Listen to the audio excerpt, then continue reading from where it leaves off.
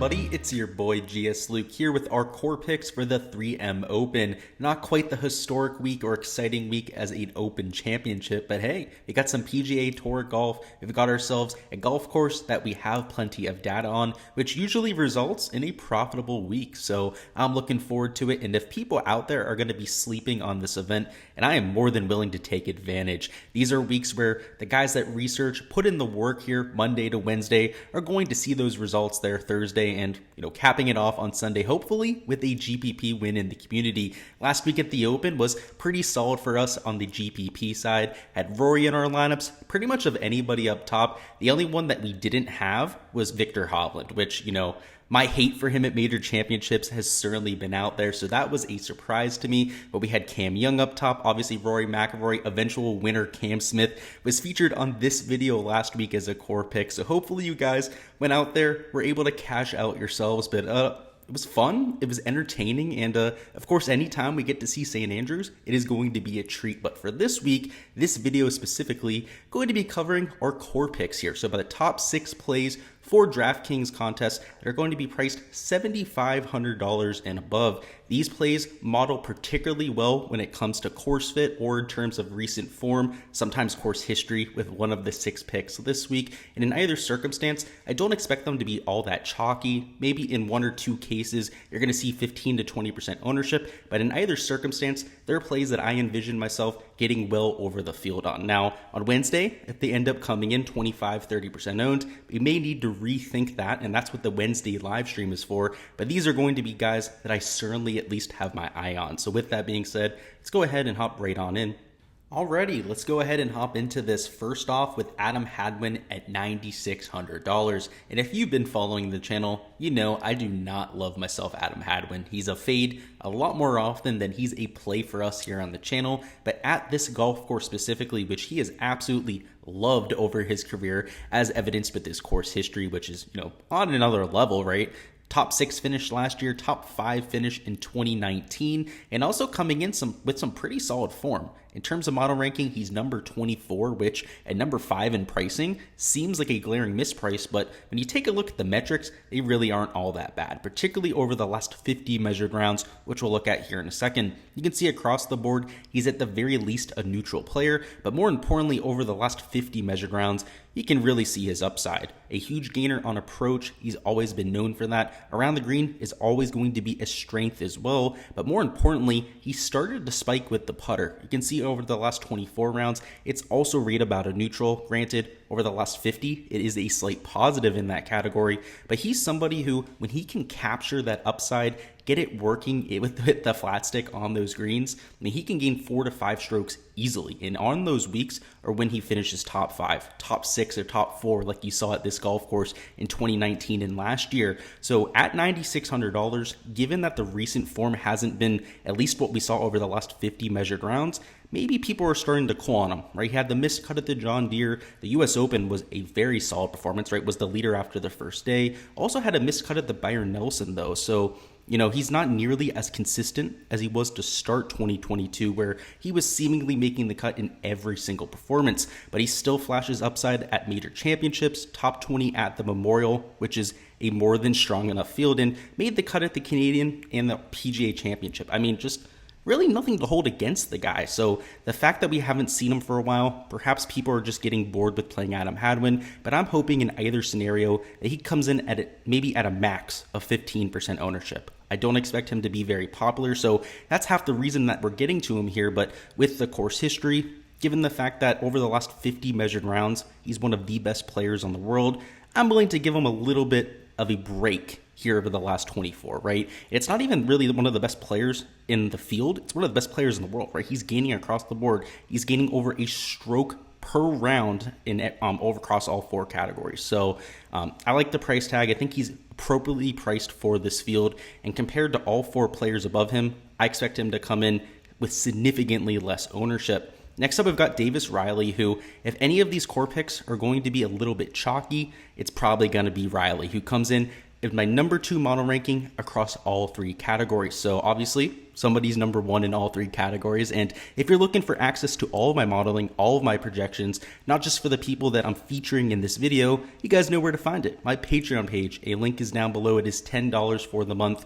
But Davis Riley comes in at number 2 across all 3 categories. He's number 7 in pricing. He's also number 2 in terms of projected points. So just outstanding value there at just $9,000. And on top of that, kind of like Hadwin, we haven't seen him in a while, right? So if we take a look at this, in fact, since the Travelers, he hasn't played. He finished 64th there, top 31 finish at the US Open, just has been an absolute made cut machine. And of course, the shots gained metrics are reflective of that. He's gaining over a stroke per round on approach, just absolutely outrageous, gaining a bunch off the tee. And though the putter has certainly cooled off a little bit, he can be flashy, kind of like in Adam Hadwin. You know, when he gains 3 to 4 strokes. I mean, he can get really hot with the cat flat stick.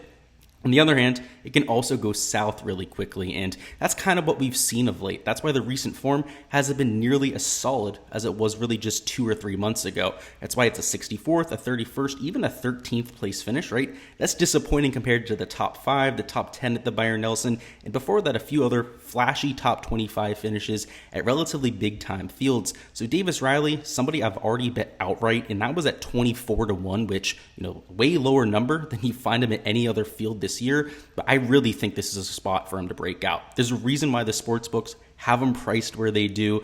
He's $9,000. I think he's a solid price here, and I think he's going to come in like 18 to 20% owned. Now it's Monday. A lot can change from now until Wednesday. If everybody's talking him up, maybe he gets a little bit more steam than I'm expecting, but I'm probably eating the chalk on him. He's probably one of the only players in this field, and I'm going to be willing to play over 15% projected owned. Maybe 18% is the number I end up going with, but Davis Riley might be that one exception. Next up, we've got Cameron Davis, who the modeling doesn't love him, but the longer term stuff is a little bit more advantageous for Cameron Davis, so we'll touch on that, but played well this last week. So last week you had the Barracuda Championship, which is a Stableford scoring type of event where you get points based on the birdies you make. You get 0 points for par, only 1 negative point for making a bogey. So it incentivizes you to go out there and be extremely aggressive. Oh wait, the 3M Open, if you guys have seen my course breakdown, another golf course where you have to be aggressive. So we'll take a look at the key stats where you can see approach is number 1. The weighting is blacked out. That's also on the Patreon if you want to see exactly how much I'm weighing each of these stats. But look at number 3, birdie or better percentage. Number 4, shots gained putting, particularly on bent grass. Those type of stats are reflective of players that are aggressive and go out there and really do it with the scoring. Of course, in a Draftkings perspective, here in DFS, birdies is also equivalent or correlates with your fantasy point production. So guys like Cam Davis, who are among the league leaders when it comes to birdie or better production, are going to be a key asset in my player pool. But on top of that, over the last 50 measured rounds, like I alluded to, great ball striking numbers. Prolific off the tee, gaining over half a stroke per round, gaining on approach, and sure, the flat stick isn't all that consistent. Neither was Cameron Champ last year. Champ, who ended up winning this, gaining over 7 strokes on the greens last year, was one of the worst putters on the PGA Tour. And if you saw my course breakdown video, while I think bent grass putting is something to really harp on, Cam Davis is at the very least his best on bent grass, right? If you compare it to the other surfaces on tour, he's not the best on Bermuda. He's one of the worst POA putters that you'll find. But when you put him on bent grass, he tends to play a lot better than on those other surfaces. So that's another thing that I'm really using for him this week. Part of the reason I played him at the Rocket Mortgage Classic last year, and he went out there and got that win. So it just was another key indicator for success. And I'll be going back to him once again. And I think he'll be a little bit chalky. It makes sense. He's coming in off the solid finish at the Barracuda. Obviously a good ball striker, kind of like Davis Riley. So I don't think he'll be overlooked, but probably in that 15 to 18% range as well. I don't think he'll be more chalky than Riley. I do think that a lot more people will get to Riley this week. And I do like Riley a lot more, but I still think that both are excellent plays. Moving on a little bit further, we've got JT Poston coming in off a win, a second place finish, just an absolute torrent stretch of form. So if we look at it, outside of the missed cut last week, a win, a second place finish. And really, this record right here tells you everything you need to know about Poston. He's hit or miss. When he has his game, you're going to need him for your GPP lineups. When he doesn't have his game, you're going to wish that you were fading him. And though he missed the cut at the Open Championship, he is the one player on this list I'm willing to get to. He's also the one guy, pretty much towards the top of this field, that missed the cut last week. that's also still relatively expensive. I'm kind of worried about fatigue for the guys that played all 4 rounds up there, though it wasn't really I shouldn't say it wasn't a hard golf course. It wasn't like they were out there in complete carnage, 30, 40 mile an hour winds. They were dealing with a golf course that is completely different than what they're used to. Having the bounce balls up, there were a lot of bad breaks that players were getting. And if you were just a little bit out of line, that golf course did show some teeth. So though the winning score was 20 under par, guys like Hideki, guys like Sung Ji Im, who grinded throughout the weekend, probably going to be dealing with jet lag because they were there a little bit longer, but also fatigue from playing in that event. So for me, JT Poston, going to be somebody I'm willing to get to just because he didn't make the weekend, right? Most people might hold that against him, but in fact, I would rather him have missed the cut there than made the cut and finished like 81st, like somebody like a Sung Ji Im. So he's number 3 in my modeling, number 3 in recent form ranking, top 5 at TPC Twin Cities. So certainly the modeling likes him. A lot of that due to the recent form metrics, which have, as expected with the win, have been absolutely amazing. But there's a reason why Poston has been featured on my videos for, let's say, at least 3 times in the last 3 months. Before his win, he had the breadcrumbs out there of success. He obviously had the RBC Heritage finish. That was like 2 to 3 months ago where he finished in 3rd place. That was really the beginning of it. But ever since then, right, a second and then another win on the record. This isn't a fluke. He's somebody who's very inconsistent off the tee, maybe not the most accurate, but when he's dialed in off the tee, is one of the best players in the world in that category. He's long off the tee, but when he's really grooving it and hitting fairways, watch out. That's when JT Poston's game is really unlocked, but always really good on approach, always one of the best putters in the field. You're going to see that pretty much anytime you look at his shots gained metrics. And like I said, if you look at the last 50 measured rounds, while it's not nearly as consistent, he's still gaining across the board, right? Off the tee, gaining 1/3 of a stroke per round. Like I said, he has that length. But the putter, gaining nearly half a stroke per round, gaining on approach and around the green. This guy hasn't just been doing it for the last 2 to 3 events. It's been for months at this point. So I think people need to put some respect on JT Poston's name. He could very easily be $9,500, and that would be a fair price in this field. And I don't think he's going to be chalky. Maybe people don't want to get to him just because of the performance last week. But if that's going to be the case, then I'll be getting to him even more. Next up, we've got Nick Hardy at $8,000, and I've never played Hardy before. He's always seemingly been over-owned. I think he's a little bit overhyped, but it seems like people are getting a little bit tired of the guy because of late, right, I only finished 13th at the Barracuda. I only finished 30th, right? He's been making cuts, but outside of the Travelers, not really doing anything flashy. I think he's going to be another guy who's like 15, maybe 18% owned this week that, starting to get close to being chalk, but not true chalk there. And I'm willing to eat because the shots gained metrics are outstanding. Gaining a ton off the tee, gaining a ton on approach, and gaining a ton with the putter. Just statistically doing everything we're looking for. The course history is non-existent. Of course, he's a rookie, but even over the last 50 measured rounds, this kid's a stud off the tee and a stud with the putter, just like a JT Poston. They model very consistently, and of course, Poston may be a little bit better from a baseline perspective, right? He's been around longer.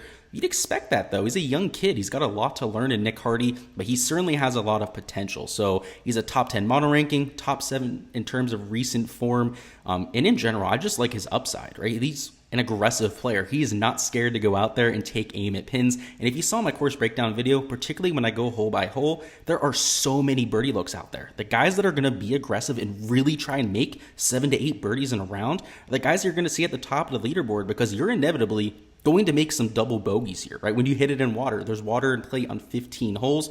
It's guys like Nick Hardy, JT Poston, frankly, every pick on this list that has the firepower to go out there and make 25, 30 birdies that I'm really trying to get to. And the one thing I'll say is Chris Gotterup. I don't hate the play. My modeling loves him. So if you want to see where he's ranked on my list, make sure to check out the Patreon. But he's going to be chalky. I can tell you he's going to be way up there in terms of ownership. Next up and lastly, the last core pick we've got is Adam Svenson at $7,600. He's number 4 in my modeling. So another guy who's in the top 5. And based on his performance last week, I thought he might be higher owned. I should say in his last tournament where he finished 6th at the Barbasol Championship. He wasn't first after Friday, so perhaps people are a little bit cold on him because of his quote-unquote disappointing performance there. But top 25 at the John Deere, top 25 at the Travelers, top 25 at the RBC Canadian. Just He's making cuts. He's an extremely consistent player. And really, when you see him finish top 10, have those top 10, top 15 finishes, it's when he spikes with the putter. And what have we found about him on bent grass to this point is he is by far his most efficient on bent grass. So over his 36 round sample size is gaining about a half a stroke putting per round. On every other surface is clearly into the negative. So at $7,600, I think he's got the ball striking upside we're looking for, the consistency when it's coming to made cuts, and sure, he's going to be highly owned. He's the one guy on this list I can almost guarantee you will be highly owned this week. But even with that, the consistency we've seen is just outrageous, right? The shots gained metrics reflect that too.